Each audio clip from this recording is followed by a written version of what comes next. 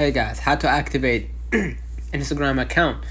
To activate or reactivate your Instagram account, launch the Instagram app on your device, log in with your account with your username and password. If you previously deactivated your account, this will reactivate it. And if you receive an email from Instagram about your deactivated account, click the link in the email to confirm reactivation.